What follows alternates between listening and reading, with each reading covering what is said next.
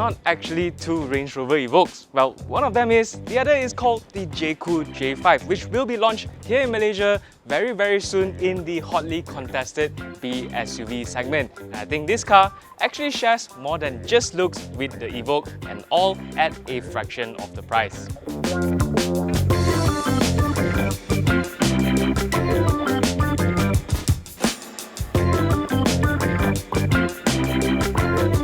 Now, there's no denying that the Jaecoo J5 here has perhaps taken quite a strong inspiration in terms of design from the Range Rover Evoque. So, just to demonstrate the point, we've also brought this along just for us to compare. Now, as you can see from the sides here, they both share the same rising character lines on the sides, short overhangs at the back, and also the belt lines that run from the bonnet all the way to the rear, giving it a very structured and very clean look for the glass house up on top here, which I think is just characteristically Range Rover. And so is the rigged wedge shape that really makes this car look like it's moving even when it's just parked.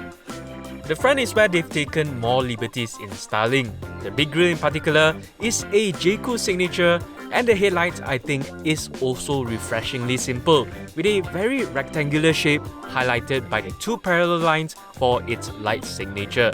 I really like the square angles between this, the grille, and also this trim down here by the bumper, because it does make this car look far more muscular and strong, even though this really isn't that big of an SUV, especially when you compare it to the bigger Range Rovers. And on that note, when was the last time you've seen this kind of classy multi-spoke wheels on a B-segment SUV? I think where you really see the Evoque resemblance though is at the back over here. I mean, just look at this. Okay, maybe not so much this previous gen Evoque, but still all of the general proportions are all still here, including the very slim rear windscreen up here at the top, this very tall belt line, the slim full width taillights with this plastic trim here in the middle, the number plate cutout on the tailgate, and also the skid plate-like element on the bumper itself that really compresses the bodywork, giving it the signature Evoque stance. And look, it even still has the rear wipers here hidden underneath the spoiler for a very clean look down here on the glass, just like what you'll find on a Range Rover. You'll see even more similarities on the inside, especially to the latest crop of Range Rover cars, with the giant 13.2-inch screen sitting proudly on the center of the otherwise very minimalist dashboard. The driver meanwhile gets a separate 8-inch letterbox-style display for your driving information. What's more impressive though is that they've not just adopted the design, they've also taken some of the more premium feeling inside the cabin as well, especially when you compare to cars like the car that I've just pulled up beside us. I think the biggest difference really is the material used on the inside, especially when you have things like this super soft textured material on top of the dashboard compared to the usual scratchy plastic that you might find in other cars of this segment, the soft padding throughout the entire door cut, and this upholstery, even though it is faux leather, it still feels really soft, and interestingly, it's also TUV approved to be pet friendly. It's made with special low VOC materials, which means it's less toxic for humans and pets alike. There's even a special air filter to remove pet fur, and the premium equipment like the seat ventilation for the front seats, fancy ambient lighting, and the massive panoramic glass roof all help give the Jaecoo J5 a more high-end ambiance inside.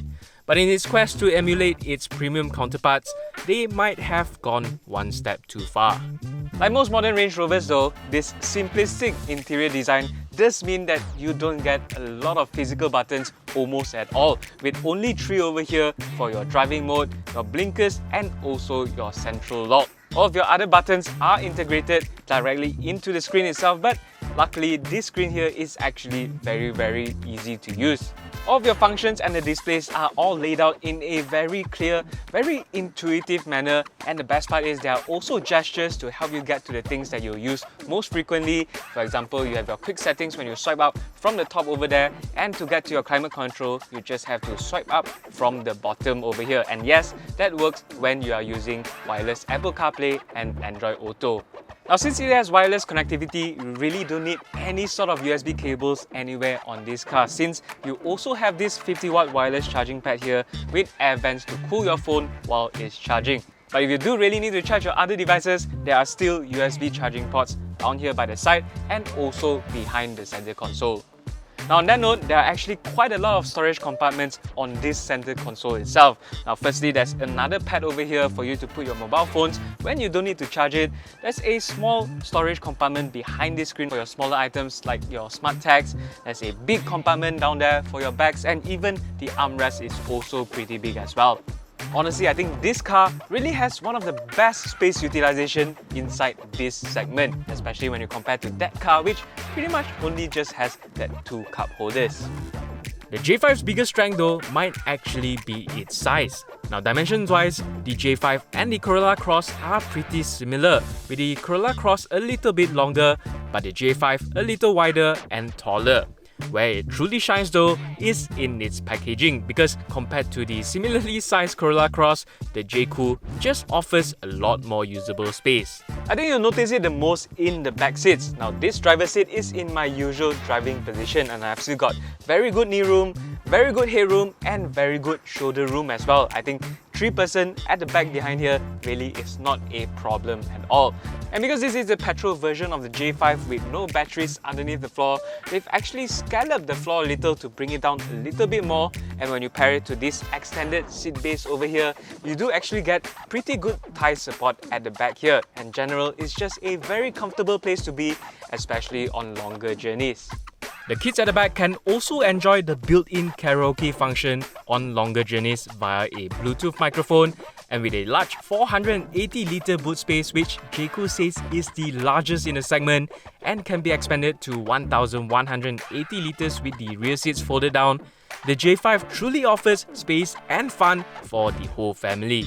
Now by default, you get a flat load floor over here, so you can easily slide all of your heavier things in and out of the car. But in case you need to carry taller cargo, this flat load floor can actually be lowered down so you have more vertical space for all of your items. And there's also these side nettings over here, so you can keep all of your smaller, looser items around here at the side without it flying everywhere in your boot space. So it's got a high-class design and an interior fit for a premium SUV. But does it actually drive like one?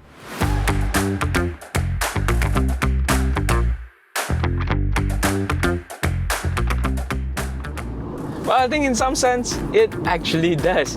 Now, the most notable thing is actually just how quiet it is inside here. Because of the double glazed window at the side, you don't really hear a lot of wind noise coming into the cabin. And the only thing that you really hear are the road noise and tire noise, which I think you can probably improve by quite a bit with just a set of better tires. And when you couple it to the actually surprisingly decent sound system, I think most people would find general day-to-day driving in this car to be quite enjoyable. Our Malaysian car will be powered by a 1.5-litre turbocharged inline-4 engine, making 147 horsepower and 210 Nm of torque. And that is paired to a CVT gearbox, sending power to the front wheels. Now that's not exactly the highest figures when you compare to some of the other competitors within this segment.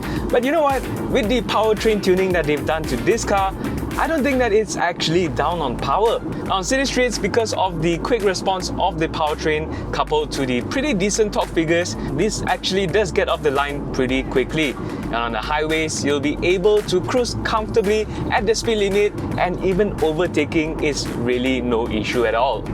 It might not be the sportiest acceleration, but the smooth power delivery, you could argue, suits the J5's premium aspirations even more, with a more gentle push rather than a harsher surge of power.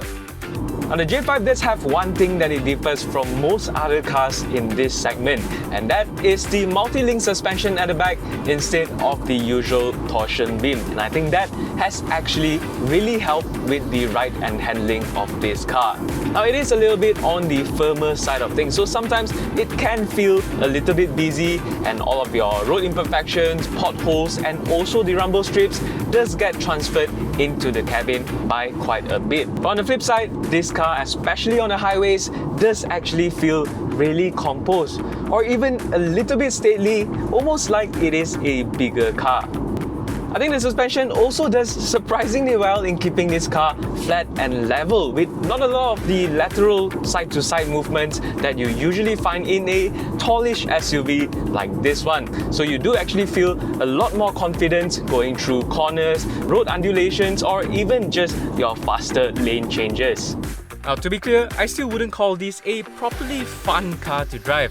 They still haven't quite cracked that magical handling formula just yet. But if you're talking about general cornering abilities, I think most people will not have any issues with how this car feels. Now, one more thing I think the J5 does very well is its safety system. Now, it does come with the level 2 ADAS suite, so it can do most of the driving for you, including accelerating, braking, and also steering. And in general, all of these systems do work very well.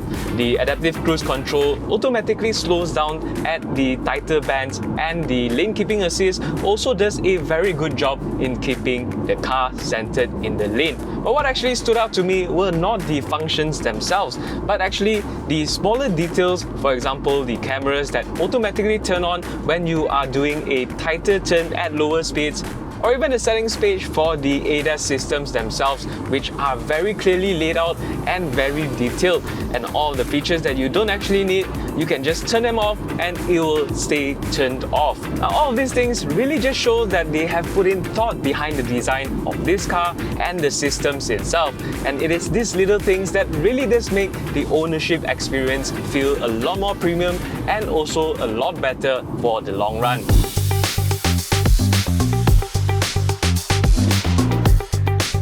Now, you might say that this car here lacks a little bit in originality when it comes to its styling. Well, looks are subjective after all, so well, you might like it or you might not. But what's not subjective is the value proposition of this car, because it's got a mature design, a premium interior, and all the latest advanced technology all wrapped up in a package that is estimated to be priced at 120,000 ringgit. And at that price, I think this car is definitely worth checking out when it launches here in Malaysia very soon. So if you need more info on the Jaecoo J5, including its official pricing, head on over to AutoBuzz.my. And if you enjoyed today's video, be sure to subscribe to our channel and click on that little bell icon so you don't miss out on all of our latest updates. And leave a comment down below, maybe telling me what this car really looks like, and I'll see you in the next video.